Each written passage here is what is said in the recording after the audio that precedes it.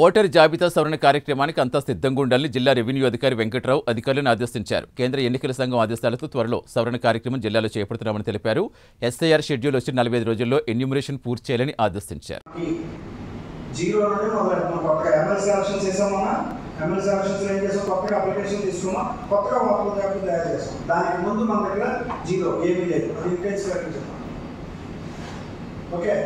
అంటే ఏమీ లేదు దగ్గర మొట్టమొదటిగా మనం ఒక వాకి లిస్ట్ 40 రోజులు ఉంటే చేస్తాం. 40 రోజులు మనకి టైం ఇచ్చి స్పెషల్ క్యాంపెయిన్ చేసేది పెట్టి బూత్ లెవెల్ ఆఫీసర్ వాడు బూత్లో కూర్చుంటాడు.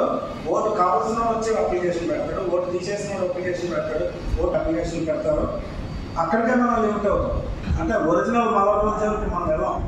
మనకి ఎవడైతే అప్లికేషన్ ఇచ్చాడో అప్లికేషన్ యాక్సెప్టెడ్ రిజెక్టెడ్ 6 అయితే 7 అయితే 8 అయితే దాన్ని మనం 40 రిజెక్ట్. ఇది ఒక రకమైన రీజన్. మూడో రివిజన్ ఇది సమ్మరీ రివిజన్.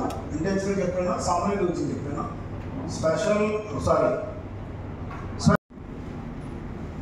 ఎవరైతే ఓటర్ ఉన్నారో ఆయన ఓటర్కి ఇస్తాం, ఎలక్టార్స్కి ఇస్తాము. ఆ ఎలక్టార్ ఒకటి ఆయన తీసుకుంటాడు, రెండోది ఫిల్ చేసి మనకి ఇచ్చేస్తాడు. ఒక షీట్లో మనం అక్నాలెడ్జ్ చేస్తాం. అంటే ఆ డేటాను తీసుకొచ్చి ఫిల్ చేస్తాం. ఇందులో మీకు ఏదైతే యాప్ ఇచ్చారో ఆ యాప్ ద్వారా మనం ఫిల్ చేయడం అనేది డేటా ఫిల్ చేసి అప్లోడ్ చేయడం జరుగుతుంది. దాంతో కొన్ని డాక్యుమెంట్స్ ఇస్తే డాక్యుమెంట్స్ కూడా వాళ్ళ తాలూకా అప్లోడ్ చేస్తాం. ఇలా అప్లోడ్ చేసిన తర్వాత ఒక లిస్ట్ తయారవుతుంది. దాన్ని డ్రాఫ్ట్ అప్లికేషన్ చేస్తాం. నార్మల్గా మనం చేసేది డ్రాఫ్ట్ అప్లికేషన్ అంటే డ్రాఫ్ట్ అప్లికేషన్ చేస్తాం. డ్రాఫ్ట్ అప్లికేషన్ చేసిన తర్వాత మనకు క్లెయిమ్స్ వస్తాయి.